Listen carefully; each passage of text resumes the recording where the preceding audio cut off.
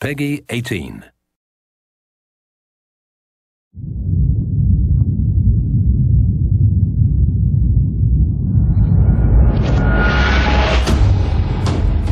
Hey everybody, Zachary Levi here. Over the last few months, we've brought you exclusive behind-the-scenes looks at the final hours of development of Tomb Raider. You've seen Camilla recording her last few lines, Rihanna musing her last few words, and Jason completing the last few notes of the score. As those key pieces lock into place, it's time to reveal one of the last portions of the game, and a team that's been shrouded in secrecy for 2 years. We're here in the beautiful and freezing Montreal, Canada, to bring you the final hours of Tomb Raider multiplayer edition. These are the final hours of Tomb Raider. Welcome to yet another world-class studio in the Square Enix portfolio, Eidos Montreal, home of the multi-award-winning game Deus Ex. Locked away in one of the far corners of the studio is a team of experienced, passionate professionals who have been specially brought together to create the first ever multiplayer component to the Tomb Raider universe. Let's meet the team behind the vision, direction, and decisions, and hopefully get a chance to play a few rounds. Here we are at Eidos Montreal. Before we get into why we're here, Carl, you now have an amazing stash, my friend.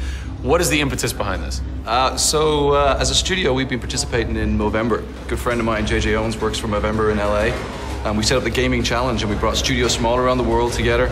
I think so far we've raised somewhere in the region of $140,000, $150,000. Well been a big success, although my wife doesn't necessarily always approve. She hates it? Oh, my wife wakes up in the morning. She says that she hates it. She secretly loves it.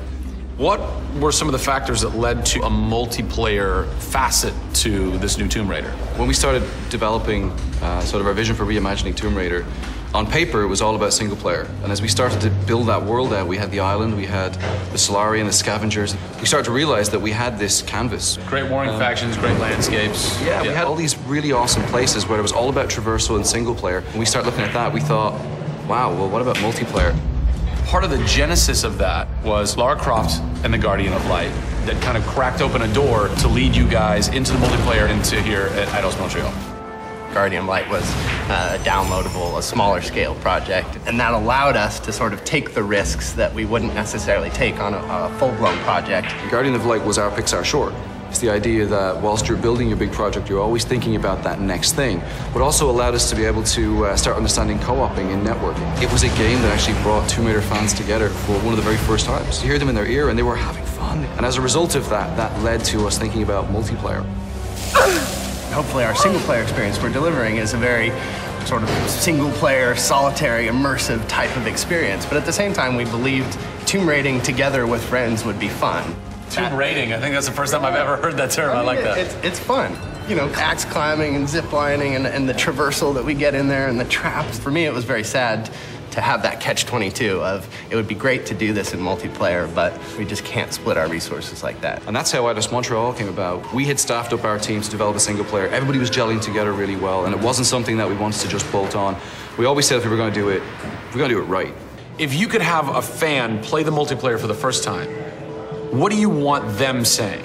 For me, they're kind of different moods. It's not like I do one or the other. It's kind of like sometimes I turn down the lights and just play that single player experience. And other times I want to just jump in and have fun and start killing fools. Joe Curry, producer of multiplayer on Tomb Raider. It's the first time Tomb Raider has ever incorporated multiplayer. Yeah. And you're in charge of that. Yeah. What's running through your mind when you get that call? Well, first off, exciting, right? I mean, we're all huge fans of Tomb Raider on the team. I mean, we grew up with Lara Croft. But when we spoke to Crystal, like, we want to do multiplayer, and we're thinking, how do you do that? It's always been Lara's story. You've been in charge of creating the first ever Lara Croft Tomb Raider. No pressure. Multiplayer. No pressure, Zach. Thank you. What are some of the main pillars that you brought over from the single player to the multiplayer to make those two worlds cohesive? The element that really stuck out was survival. Group surviving together. Right. But then traversal, the ability to go up and down and kind of everywhere in a level. The weapons, you know, the characters. What did you guys have to tweak in order to create an engaging multiplayer experience that wouldn't necessarily work with the pieces that were in play with the single player experience? One example is the bow. Especially in the reboot, it's so iconic that we had to make it work for multiplayer. You have a certain forgiveness when you play single player. Multiplayer, players expect snappiness. I shoot you, I expect you to go down, or you can just do what I do, which is take out the biggest gun and just run for them and shoot them out. The environment itself can be a threat. The Solari, you know, the guys that are on the island have had a chance to prepare traps. We've got things like an ammo box that looks like an ammo box, but it's really an explosive device. I need ammo, and it looks just like the regular ammo box, and then you're gonzo. We have a lightning rod. You'll get a lightning strike on the rod, and then you'll eliminate your enemy. First and foremost, we want to be humble. We want players to just have a really memorable experience. I had fun doing this. Do you remember when we set that trap? Moments that the players will come back to and talk about experiences that they've had for themselves, not necessarily the game offering them experiences. Absolutely.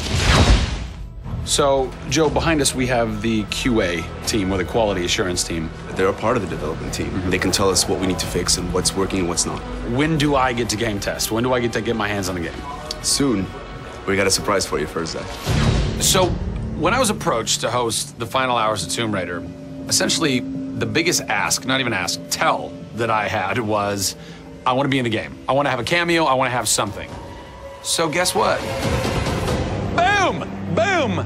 Boom! I'm a playable character in the multiplayer Tomb Raider. How sick is that, Joe? You and your team are awesome. I can play with myself, virtually. Are we ready? Oh, that burns! You suck! Get those transmitters running. Radio transmitter activated! We're getting off this damn island? We send this in. Beautiful. I would like to try and kick your butt as me in this map right now. Should we try it? All right. Bring it. Let's do it. It's happening right now. Oh, nice! Was that one of my traps? That was one of your traps. Yeah! These booby traps are really fun. I mean, they're really, really fun. Yeah! Don't worry about it. Just because you made the game and I beat it. As you can see from the people and passion here at Eidos Montreal, this isn't just some add-on. They're devoting themselves to making this an experience in keeping with the feeling of single player. Familiar, yet different.